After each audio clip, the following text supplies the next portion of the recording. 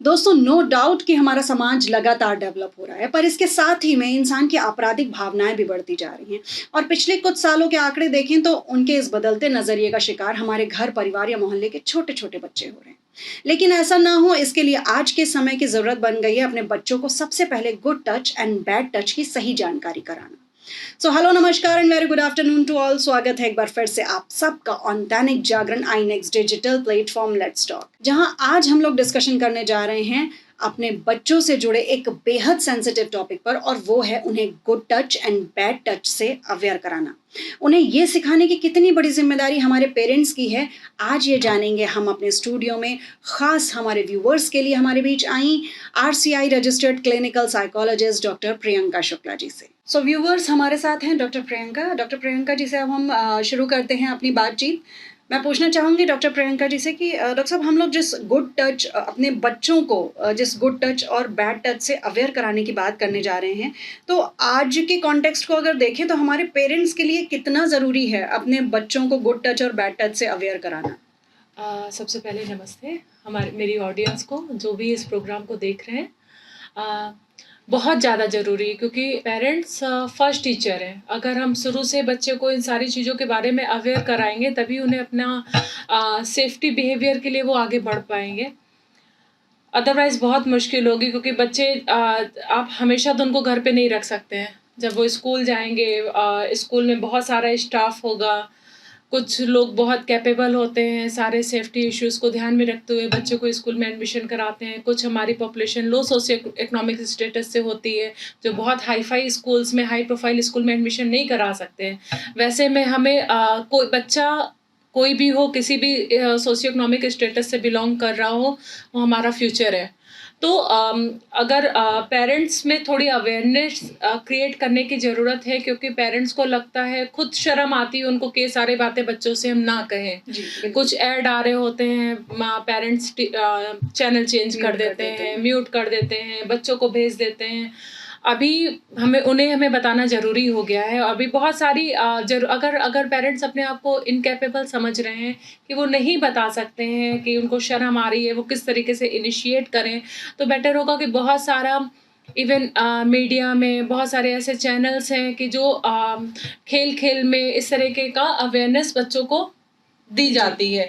तो वो उनके थ्रू भी, उनकी हेल्प लेकर भी बच्चों को अवेयर कर सकते हैं। बट बच्चे को अवेयर, स्कूल जाने से पहले बच्चों को अवेयर कराना बहुत ज़्यादा ज़रूरी है, उसकी सेफ्टी के लिए, खुद की मेंटल पीस के लिए और एक अच्छे फ्यूचर के लिए। जी डॉक्टर साहब, जैसा कि अभी आपने कहा कि हम लोग जैसे खुद अगर बच्चों को नहीं बता पा रहे हैं, खुद हेजिटेट हो रहे हैं, तो सोशल मीडिया की हेल्प ले सकते हैं। तो अभी मुझे याद आ रहा है कि कुछ दिनों पहले ट्विटर पर एक टीचर ने इस तरह का वीडियो डाला था। मैंने भी वो वीडियो देखा था। तो काफी अच्छा वीडियो था, जो टीचर क्लास में बच्चों को ट्रेन करी, बच्चों को बता रही है, हाँ, थ्रू एक्टिविटी, कि गुड टच और बैड टच में डिफरेंस। अभी आपने जैसे बोला कि स्कूल, कुछ हाई फाई स्कूल्स हैं और कुछ लो इकोनॉमी से जुड़े हुए स्कूल से, तो आपके पास अगर कुछ केसेस आते होंगे, तो आपको क्या लगता है कि कौन से स्कूल्स, किस तरह के स्कूल्स में इस तरह के केसेस आपको ज़्यादा देखने को मिलते हैं? क्या ऐसा भी कुछ है, या फिर हम ये मान के ना चलें कि स्कूल्स की कैटेगरी में उसको डिवाइड करें, ये तो कहीं भी बच्चों के साथ हो सकता है? एग्जैक्टली कि एब्यूज़ को, मेनली सेक्सुअल एब्यूज़ को हमें स्कूल की कैटेगरी में अवॉइड नहीं करना चाहिए, क्योंकि आप स्कूल छोड़ दीजिए, बहुत सारे इंट्रा फैमिलियर एब्यूज़ हो रहे हैं, घरों में अब्यूज़ हो रहे हैं, जॉइंट फैमिली में अब्यूज़ हो रहे हैं। घर के जो रिलेटिव्स हैं, जिन पर आप बहुत ट्रस्ट करते हैं, वो आपके साथ, आपके बच्चे के साथ अब्यूज़ कर रहे हैं, और आपके बच्चे को इतना थ्रेटन कर रहे हैं कि वो आपके बच्चे मुंह खोलने की हिम्मत नहीं कर पा रहे हैं कि मेरे साथ अब्यूज़ हुआ है। जी, तो अब्यूज़ जैसी शर्मनाक चीज़ को हम स्कूल तक सीमित ना रखें, इसको ब्रॉडली कवर करने की ज़रूरत है, कि सबको अवेयर कराने की ज़रूरत है। जो सिंगल पेरेंट्स हैं, जो अपने बच्चे को नेबरहुड में छोड़कर जाते हैं, या किसी नियर एंड डियर वन के यहाँ छोड़कर जाते हैं, या किसी फ्रेंड के यहाँ छोड़कर जाते हैं, तो कुछ उनके सेफ्टी के लिए उनको कुछ कदम उठाने की ज़रूरत है। डॉक्टर साहब, इसमें अगर हम इस कॉन्टेक्स्ट में बात करें जी। तो हम बाहर की चीज़ों को लेकर अपने बच्चों को अवेयर करने के लिए बात करते हैं कि आप घर से बाहर जाइए तो अवेयर रहिए, जी। लेकिन इसमें घर के फैमिली एटमॉस्फेयर का कितना रोल आप समझती हैं कि लाइक हम अपने बच्चों को जब घर में बहुत ज़्यादा बोलने की आज़ादी नहीं देते हैं, घर में इवन बच्चा अगर खाना खा रहा है तो हम उसको सिखाते हैं कि नहीं, ये बात नहीं बोलनी है, सॉरी मैं भाषा पे नहीं जाती हूँ, ये बात नहीं बोलनी है, इस तरह की बातें नहीं सबके सामने बोलनी है, ऐसा मत बोलो, ये मत बोलो।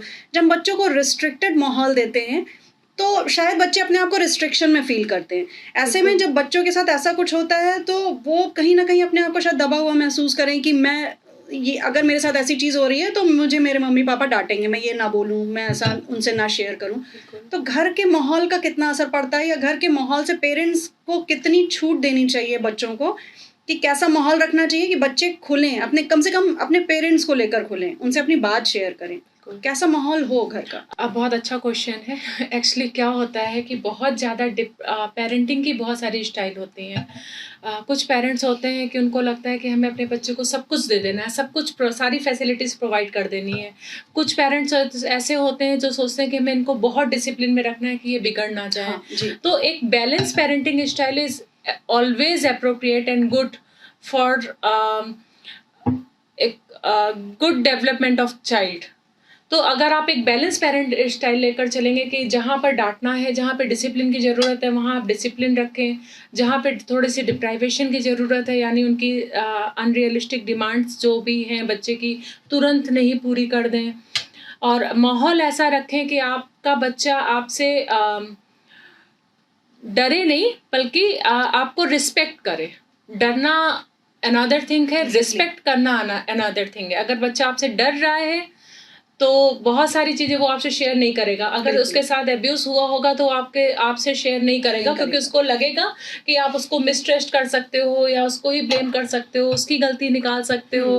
तो इन चीज़ों का हमें ध्यान रखना है कि बच्चा हमसे डरे नहीं, बल्कि एक बच्चे के मन में आपके लिए एज ए पेरेंट्स आपके लिए रिस्पेक्ट होनी चाहिए। वो रिस्पेक्ट कमाने के लिए आपको बहुत मेहनत करने की ज़रूरत है। एक बैलेंस स्टाइल, उसके ड्रॉबैक छुड़ाने के लिए खुद को भी वो ड्रॉबैक्स आपको छोड़ने पड़ेंगे। जैसे मोबाइल एडिक्शन, पेरेंट्स खुद मोबाइल में सर्फिंग करते हैं, गेम खेलते हैं और अपने बच्चों को डांटते हैं। आप क्या सोच के डांट रहे हो बच्चे को? बिल्कुल। पहले आप खुद का गेम छोड़िए, फिर अगर मोबाइल रीचेबल है तो मोबाइल से बहुत सारी आइडियाज़ आ रहे हैं, बच्चे देख रहे हैं। कई बार ऐसा हो रहा है कि बड़ा भाई या जो एज में बड़ा है, सिबलिंग, कज़न, वो छोटे बच्चे के साथ एब्यूज़ कर रहा है। जी, बिल्कुल। तो एब्यूज़ के सोर्सेज बहुत सारी जगह से जनरेट हो रहे हैं।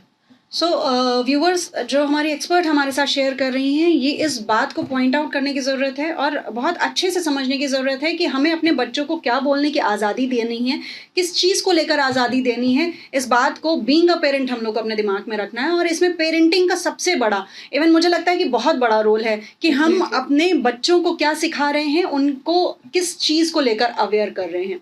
उनको आज़ादी दें, बिल्कुल इस चीज़ की आज़ादी दें कि वो हमसे अपनी हर बात शेयर करें, लेकिन इतनी आज़ादी ना दें कि वो हमारे दायरे से बाहर निकल जाएं। तो इसको लेकर हमारे पेरेंट्स को बहुत ज़्यादा अवेयर होना पड़ेगा। और इसी के साथ डॉक्टर साहब, मैं अपना अगला सवाल आपसे पूछना चाहूँगी कि जब हम लोग अब वापस आते हैं गुड टच बैड टच के डिस्कशन पर, कि अगर पेरेंट्स अपने बच्चों को अवेयर करना चाहें तो हमारे पेरेंट्स को आप क्या मैसेज देना चाहेंगी कि किस एज से उनके लिए ज़रूरी हो जाता है कि अब उनके लिए ये टाइम है कि अपने बच्चों को ये अवेयर कराएं इस चीज़ को लेकर? क्या वो एज ग्रुप होना चाहिए? मेरे ख्याल से जैसे हम बच्चे को टॉयलेट ट्रेनिंग के लिए ट्रेन करना शुरू करते हैं, वैसे ही हमें उन्हें गुड टच और बैड टच के लिए भी ट्रेन करना शुरू कर देना चाहिए। क्योंकि हम लोग कानपुर में हैं, कानपुर में अभी भी बच्चे 2 साल, 2.5 साल, 3 साल, जैसे NCERT या न्यू एजुकेशन पॉलिसी ने बना दिया कि एटलीस्ट 3 साल का बच्चा होगा तब स्कूल जाएगा। बट दिल्ली जैसे सिटी में, मुंबई में मैं देख रही हूँ, नोटिस कर रही हूँ कि बच्चे 1.5 साल से स्कूल जा रहे हैं। तो 1.5 साल के बच्चे को क्या समझ है? आप भले ही उसको एडजस्ट करने के लिए कि वो थोड़ा सा माहौल अडॉप्ट करेगा, चेंज होगा, एनवायरनमेंट में इजीली एडजस्ट करेगा, उसलिए भेज रहे हैं, बट उसके साथ मिस हैपनिंग तो हो सकती है। तो जैसे ही अगर आप बच्चे को स्कूल भेजने के लिए प्रिपेयर कर रहे हैं, कोई भी एज हो, 1.5 साल, 3 साल, आप जब भी उसको भेजना, 1.5 साल is not appropriate age for schooling firstly, but अगर आप उसको भेज रहे हैं तो आप उसको गुड टच और बैड टच की ट्रेनिंग देकर भेजें। और साथ में उसको ये भी सिखाना है कि अगर आपको कोई बैड टच कर रहा है, बैडली टच कर रहा है, तो आपको कैसे रिएक्ट करना है, कैसे जी। अपने आप को सेफ करना है, एग्जैक्टली। किसको आपने अप्रोच करना है, कैसे आप बच सकते हो, वो भी बहुत ज़रूरी है सिखाने के लिए बच्चों सो को। डॉक्टर साहब, जो हम लोग बात करते हैं कि हम बच्चों को सिखाएं कि वो कैसे रिएक्ट करें, ये एक्चुअली बहुत ज़्यादा ज़रूरी है बच्चों के लिए जानना और पेरेंट्स के लिए भी जानना कि वो इस सिचुएशन में बच्चों को क्या सिखाएं। तो आपकी क्या एडवाइस होगी कि कैसे पेरेंट्स बच्चों को सिखाएं कि, क्योंकि बच्चे हैं, वो छोटे हैं, बाहर जब दुनिया से वो जाके इंटरेक्ट करते हैं तो ऑब्वियसली वो थोड़ा सा अलग होते हैं। तो ऐसे में अगर कोई उनके साथ इस तरह का बिहेव कर रहा है और वो समझ पा रहे हैं कि यस, यही वो चीज़ है जो हमारे पेरेंट्स ने हमको सिखाई है कि that is a part of bad touch. अब अगर वो बैड टच है तो उनका रिएक्शन कैसा होना चाहिए, बिकॉज वो छोटे हैं, हो सकता है वो डर जाएं, सहम जाएं, तो किस तरह का रिएक्शन आप पेरेंट्स को क्या एडवाइस देना चाहेंगी, वो अपने बच्चों को क्या सिखाएं? बिल्कुल। देखिए, एक अगर हम वर्बली कोई चीज़ बच्चों को हम बताते हैं कि बेटा ये करना चाहिए, ये करना चाहिए, तो वो चीज़ वो कंसेप्ट बच्चे के माइंड में उतना रजिस्टर्ड नहीं होता है, उतना सक्सेसफुली रजिस्टर्ड नहीं होता है। इनफैक्ट अगर आप बच्चे को एक्टिविटी के थ्रू सिखाएँगे कि सपोज़ आपने इसको बैड टच करा, अभी आपको क्या करना है? तो अगर हम एक्टिविटीज़ के थ्रू बच्चों को सिखाएँगे कि आपने क्या करना है कि समवन टच्ड यू बैडली या बैड टच आपको करा है, तो आपने क्या करना है, आपने उसको धक्का देना है, इसको आप अगर वहाँ पे कोई एल्डर है, कोई टीचर है या कोई और पर्सन है, उसके पास चला जाना है, उस रूम से निकल जाना है, शोर मचाना है, हल्ला करना है। अपना सेफ्टी के लिए अगर आप बाइट कर सकते हो तो वो भी आप कर सकते हो, कुछ भी पिंच करो या कुछ करके आपको भागना है, हल्ला मचाना है। ये सारी चीज़ें हमें एक्टिविटी के थ्रू बच्चे को सिखानी होगी, क्योंकि बहुत बार होता है कि हम लोग बताते रह जाते हैं, ये गुड टच है, ये बैड टच है, बट एक्चुअली जब बच्चे के साथ बैड टच होता है तो बच्चे डर जाते हैं, वो रिएक्ट नहीं कर पाते हैं। तो उनको उस सिचुएशन में उनको वो ना पड़े, उस सिचुएशन से वो बच के निकल जाए, इसलिए उनकी प्रैक्टिकल ट्रेनिंग भी बहुत ज़्यादा ज़रूरी है, जो कि जिसकी शुरुआत घर से होनी चाहिए। तो डॉक्टर साहब, आपका कहने का मतलब है कि जितना इसमें हमारा एजुकेशन का पार्ट है, लाइक अभी जो मैंने एग्जांपल दिया कि ट्विटर पर एक टीचर ने जो वीडियो डाला है कि वो अपने बच्चों को क्लास में बच्चों को ट्रेन कर रही, तो इट मीन्स हमारे पेरेंट्स को भी अवेयर होना चाहिए कि वो घर पे भी प्रैक्टिकली बच्चों को ये सारी चीज़ें बताएं। बिल्कुल होना चाहिए। अब अभी पेरेंट्स का क्या है, थोड़ी सी मेंटेलिटी चेंज हो रही है। एक हाई प्रोफाइल की दौड़ में सब लोग भाग रहे हैं। पेरेंट्स को बच्चों को डिफरेंट रेस्टोरेंट में ले जाते हैं, 5 स्टार्स में ले जाते हैं कि ये कल्चर अडॉप्ट कर ले, आखिरी में फिंगर बॉल यूज़ करना सीख जाए, स्पून अच्छे से उठाना सीख जाए। ये तो चलिए कोई बात नहीं है, इससे उसके लिए कुछ थ्रेटनिंग नहीं हो रही है। अगर उसने स्पून गलत तरीके से पकड़ लिया तो ये उतना डेंजरस नहीं है। अगर आप इन सब चीज़ों पे फोकस कर रहे हैं, इट्स गुड, बट आपको उसका, क्योंकि उसके साथ अगर कोई बच्चे के साथ मिस हैपनिंग होती है, उसका इफेक्ट भले आपको लगे कि छोटा बच्चा है, भूल जाएगा, but no, actually unconscious mind का बहुत इंपॉर्टेंट रोल होता है। वो चीज़ें बच्चा अनकॉन्शियस माइंड में रिप्रेस कर देता है, वो बाद में मैनिफेस्ट होती है जब उसकी पर्सनैलिटी बनती है। जी बिल्कुल। तब वो एक बैलेंस पर्सनैलिटी नहीं होता है, जिसके लिए मुझे लग रहा है कि आप ही रिस्पॉन्सिबल हो। जिस तरीके से आपने बाकी उसको मैनर सिखाए हैं कि बड़े आए हैं, पैर छूना है, रिगार्ड करना है, विश करना है, इंग्लिश में बात करना है, वैसे आपने गुड टच और बैड टच भी सिखाना है बच्चे को। हम डॉक्टर साहब, इसके आगे के स्टेप की अगर हम लोग बात करें कि यहाँ हम लोगों ने बच्चों को ट्रेन कर दिया कि अगर इस तरह का कोई आपको बिहेव करता है, कोई इस तरह से आपको बैड टच करता है तो आप इस तरह से रिएक्ट करो जी। इसके बाद जो आगे का स्टेप है कि हम बच्चों को वहाँ से कैसे ओपन करें कि वो घर पे आके, इतना सब होने के बाद हो सकता है कि बच्चा कहीं डरा हुआ हो तो घर आने के बाद वो दिमाग से नहीं निकाल पा रहा हो और अपने पेरेंट्स से ना शेयर करे, तो ऐसे में पेरेंटिंग का क्या रोल होना चाहिए कि क्या डेली जब बच्चा घर वापस आए स्कूल से तो डेली उनसे हाल चाल पूछना चाहिए कि बेटा आज सब एवरीथिंग इज ओके और नॉट, या क्या करना चाहिए? मतलब अब घर आके अगर बच्चा सहमा हुआ सा है तो उसकी उस डर को कैसे बाहर निकाला जाए? देखिए, अगर आपकी पेरेंटिंग अच्छी है तो आप अपने बच्चों की फीलिंग्स, इमोशंस आसानी से पहचान जाएंगे कि आज मेरा बच्चा परेशान है, आज मेरा बच्चा खुश है, आज ये बहुत खुश है, आज ज़रूर इसको कुछ हुआ है।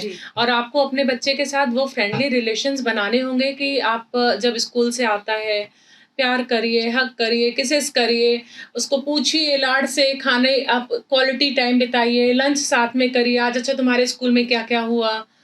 तुम्हारे स्कूल में क्या हुआ?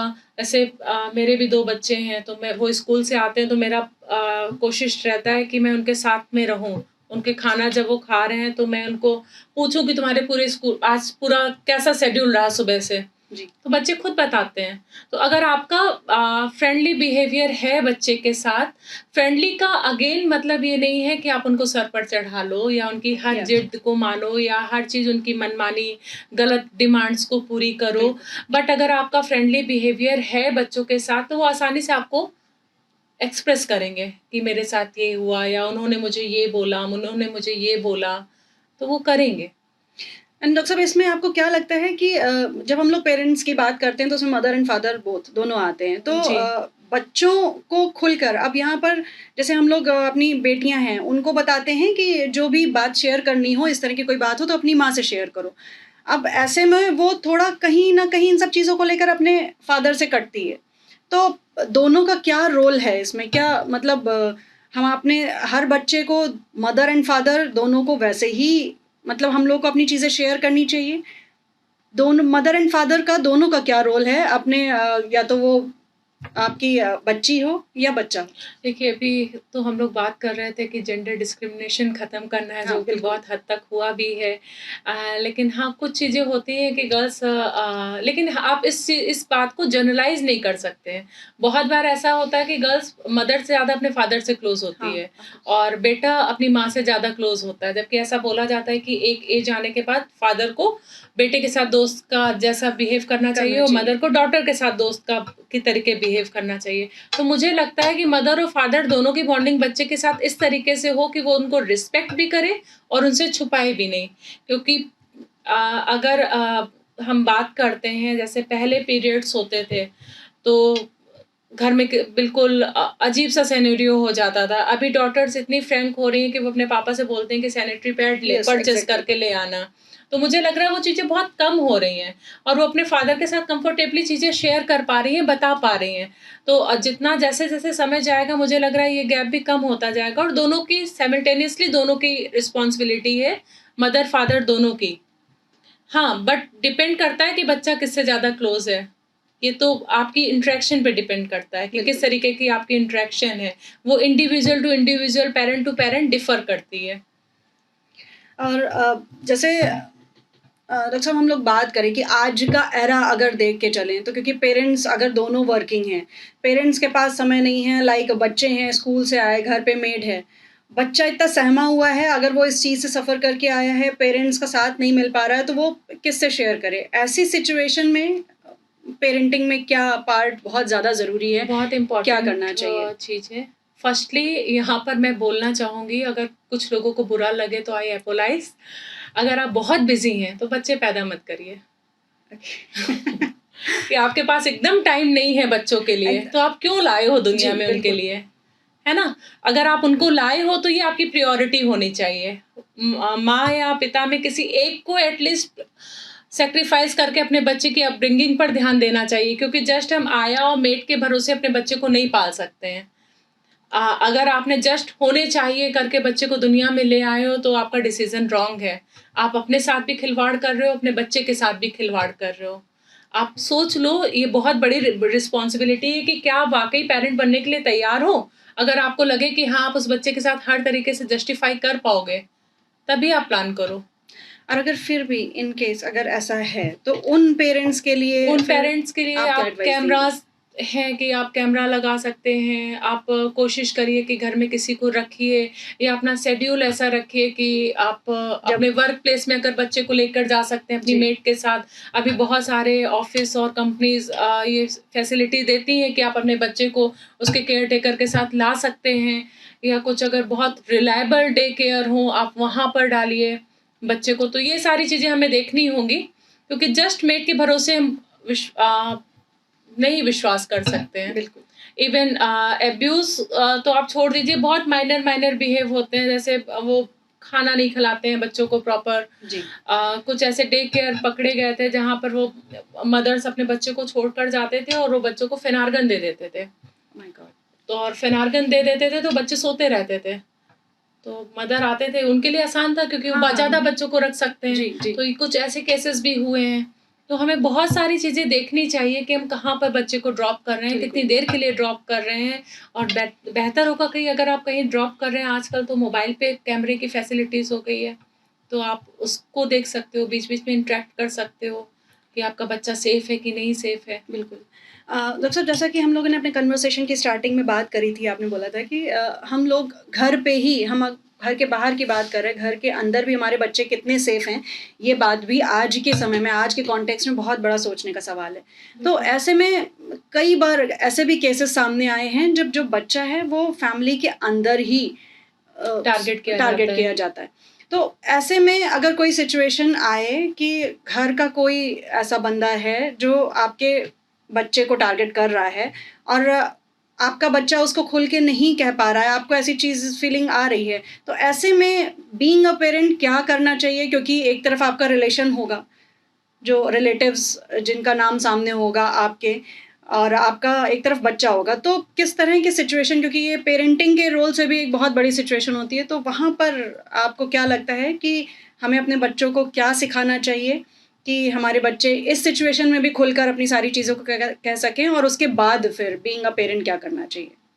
देखिए, अगर कोई इंट्रा फैमिलियर अब्यूज़ हो रहा है, तो हमें अगर बच्चा हमें ये बात पता चल पाती है, बच्चा थ्रेटनिंग्स को अवॉइड करते हुए उससे आपको अवेयर कराता है, तो कितना भी क्लोज़ रिलेशन हो, हमें बच्चे के साथ खड़ा होना चाहिए।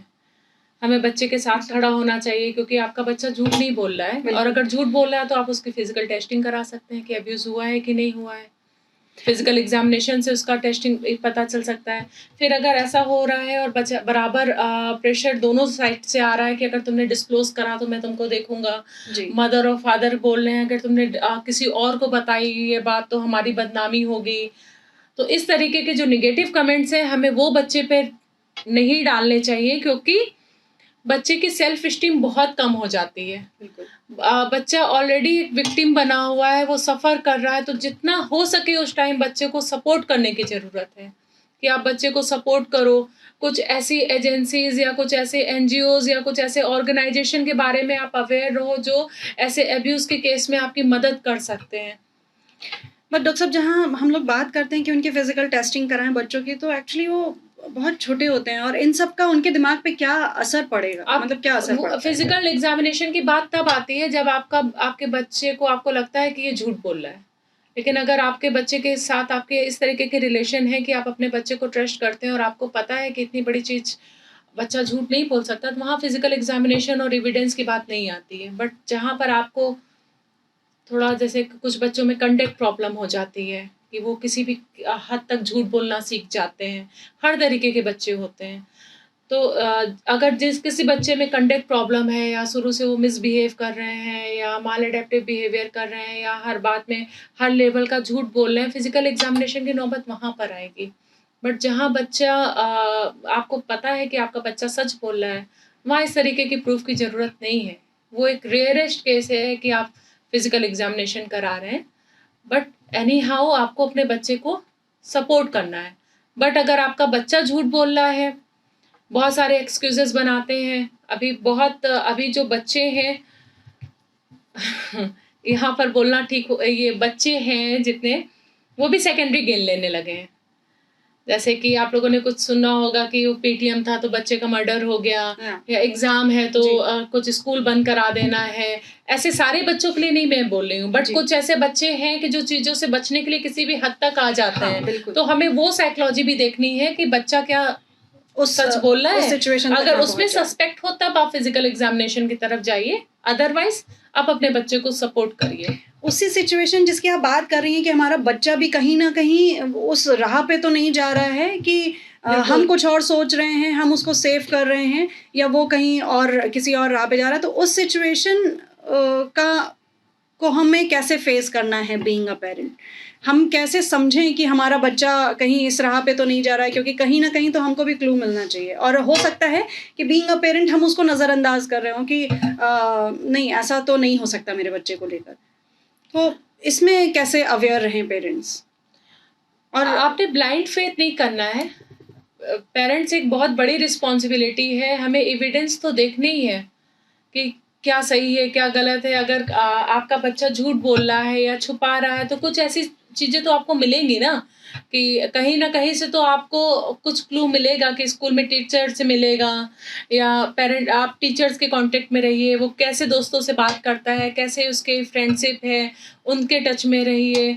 मोबाइल में अकेले वो क्या देख रहा है उसको एक्सप्लोर करिए, तो हमें चीज़ें पता चल जाएंगी कि हमारा बच्चे का इंटरेस्ट कहाँ है, जी। वो क्या कर रहा है। मोबाइल में कुकीज़ आती है कि आप बच्चा सर्फिंग कर रहा होता है, उसके बाद डिटेल्स आने लगती है कि किस तरीके की वीडियोस ज़्यादा देखे जा रहे उन पे हैं, नजर रखें। तो आप उसके थ्रू आप अपने बच्चे को आराम से देख सकते हैं कि हाँ वो किस राह पर है। इसके बाद डॉक्टर साहब बच्चों के साथ उनको कैसे सही राह पे लाया जाए, क्योंकि ऐसे बच्चे अक्सर देखा गया है कि अगर उनको थोड़ा सा समझाने की कोशिश करो तो वो और ज़्यादा उग्र हो जाते हैं, तो उनको एकदम कूली काम करना वो कैसे किया जाए? देखिए, बच्चे बहुत अच्छे रहें, डिसिप्लिन रहें, इसके लिए हमें ग्रोथ मॉडल पर चलना जी। होगा, कि शुरू से ही हमें बच्चा 6-7 महीने 1 साल का हुआ है, वैसे ही हमें प्यार तो करना है। 5 साल तक की उम्र है कि आप भरपूर प्यार कर रहे हैं, बट अभी हर कोई जल्दी में, और इनकी उम्र भी इनसे, बचपन भी इनसे छिन रहा है। जी, जो ऑफ 5 साल कोर्स, था वो 3 बिल्कुल। साल पे शिफ्ट हो गया है। तो हमें शुरू से ही इनको सिखाना है। शुरू से ही अगर हम ग्रोथ मॉडल पर चलेंगे, हम कुछ ऐसा उनके सामने नहीं करेंगे, कुछ ऑड हम उनके सामने नहीं करेंगे, हम उनके सामने झूठ नहीं बोलेंगे, हम हेल्पिंग और केयरिंग होंगे, क्योंकि उनकी ऑब्जर्वेशनल लर्निंग बहुत अच्छी होती है। आप देखिए ज़्यादातर वहाँ ये सारी प्रॉब्लम होती हैं जहाँ पेरेंट्स झूठ बोलकर या कुछ गलत काम करके प्राउड फील करते हैं, तो जी।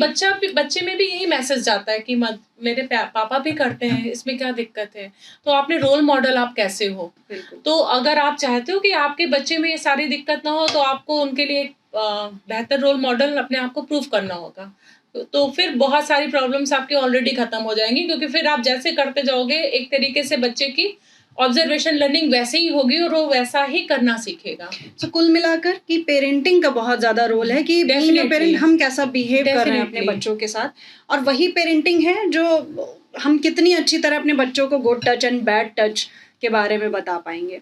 अब डॉक्टर साहब अगर यहाँ से हम लोग वापस good touch and bad touch पर अपने आते हैं, अपने टॉपिक पर, कि बच्चा अगर उसको सफ़र कर रहा है और अगर हम लोग मान के चले कहीं बाहर सोसाइटी के पार्ट से उसको सफ़र करके घर आया है, तो उसकी जो मेंटल कंडीशन होगी वो काफ़ी, ये तो वही समझ सकता है कि उसकी मेंटल कंडीशन कितनी ख़राब होगी। तो उसमें अब पेरेंट्स को क्या करना चाहिए, उनको कैसे वापस एकदम कूल करना चाहिए, क्योंकि ऐसे में कई बार ऐसा होता है कि अगर ये स्कूल की तरफ से हुआ है, स्कूल में किसी टीचर है, किसी स्टाफ की तरफ से, तो बच्चा वापस स्कूल नहीं जाना चाहता है, तो बच्चों को फिर वापस एजुकेशन में भेजना ये सब एक बड़ा टास्क हो जाता है।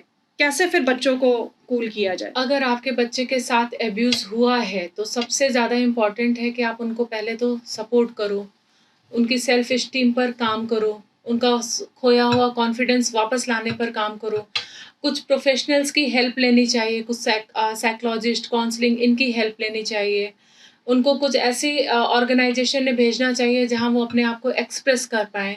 ये सारे बच्चे के एंड में काम हमें करने हैं, क्योंकि जब आप प्रोफेशनल हेल्प लोगे तो दे विल गाइड यू, क्योंकि there is no universal plan कि अगर अब्यूज़ हुआ है तो हमें कैसे काम करना है, क्योंकि हर बच्चा अलग है, यूनिक है, हर बिल्कुल। इंसान अलग है, सबकी अपनी इंडिविजुअलिटी है। तो प्लान हम तभी बना सकते हैं जब हम उसको इंडिविजुअली जानेंगे। बहुत सारे प्लान हैं और according to on the basis of assessment हमें वो प्लान टेलर्ड करने होते हैं, कि अच्छा ये बच्चा है, उसका हमने साइकोलॉजिकल असेसमेंट करा, कहाँ पे प्रॉब्लम आ रही है, कहाँ किस एरिया में कॉन्फ्लिक्ट ज़्यादा आ रहा है, सपोज सोशल एरिया में कॉन्फ्लिक्ट ज़्यादा आ रहा है, या इंटरपर्सनल में आ रहा है, या सेल्फ में आ रहा है, फिर अकॉर्डिंगली हमें उस एरिया पे काम करना होगा। तो ये सारी, इसके लिए आपको प्रोफेशनल हेल्प लेनी होगी। दूसरा सजेशन में पेरेंट्स के लिए है कि पेरेंट्स को अपनी मेंटल हेल्थ पर काम करने की बहुत ज़्यादा ज़रूरत होती है, क्योंकि Exactly. बच्चा विक्टिम है, उससे ज़्यादा परेशान पेरेंट्स होते हैं। बिल्कुल। वो खुद बहुत एंगर में होते हैं, उनमें बहुत सारे नेगेटिव इमोशंस हो सकते हैं, उनको डिप्रेशन हो सकता है, एंग्जाइटी हो सकती है। तो अगर वो खुद डिप्रेस रहेंगे, एंग्सियस रहेंगे, तो उनके लिए बहुत मुश्किल होगा।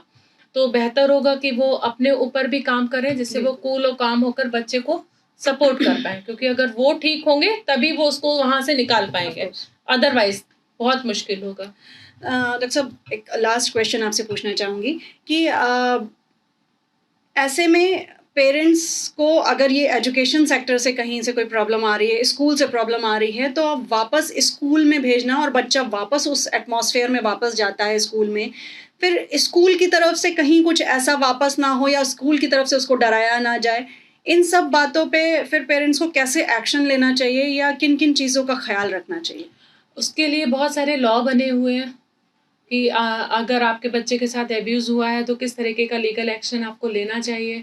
उस स्कूल में ही हुआ है तो वापस आपको उस स्कूल में तो वापस नहीं भेजना चाहिए। आपको दूसरे स्कूल में भेजना चाहिए और अभी आप लीगल एडवाइस लेकर आपको स्कूल में भेजना चाहिए, क्योंकि अगर आपको लीगल एडवाइस आप बच्चे के माइनर के केस में लेते हो तो आपकी चीज़ों को कॉन्फिडेंशियल रखा जाता है। तो अगर आप एक नोटिस के साथ जाते हो लीगल एडवाइस के साथ, तो स्कूल वाले भी अवेयर रहेंगे और वो आपके बच्चे के साथ मिसहैपनिंग नहीं हो पाएगी। बिल्कुल डॉक्टर साहब। एंड जितना भी हमारे एक्सपर्ट ने हमारे साथ शेयर करा है, उन सारी चीज़ों को सुनते हुए लगता है कि अपने बच्चों, अपने एक्चुअली फूल जैसे बच्चों, जिनको अभी बाहर सोसाइटी की इतनी समझ नहीं है, उनके साथ क्या हो रहा है उस बात की इतनी समझ नहीं है, उन सारी चीज़ों से अवेयर कराने का जो सबसे बड़ी रिस्पॉन्सिबिलिटी जाती है वो पेरेंट्स को जाती है। तो पेरेंटिंग का बहुत ज़्यादा इम्पोर्टेंट रोल है इसमें कि हम अपने बच्चों को कितना ज़्यादा सेफ रख रहे हैं, वो बाहर जा रहे हैं, अकेले हैं, तो उनको क्या-क्या चीज़ें सिखा रहे हैं। और ये सारी चीज़ें हमारे साथ शेयर करने के लिए, हमारे व्यूअर्स को बताने के लिए, अब मैं अपने वेबिनार को वाइंड अप करने से पहले अपने एक्सपर्ट से बोलूँगी थैंक्स कि उन्होंने इतनी सारी चीज़ें हमारे साथ शेयर करी, थैंक यू। अपना इतना कीमती समय निकाल के हमारे साथ शेयर करा, हमारे व्यूअर्स को इतनी सारी चीज़ें बताईं और आपसे भी अब लेंगे विदा व्यूअर्स, इसी वादे के साथ कि मिलेंगे फिर आपसे ऑन द सेम प्लेटफॉर्म किसी एक और इम्पोर्टेंट टॉपिक के साथ। Till then take care and bye bye.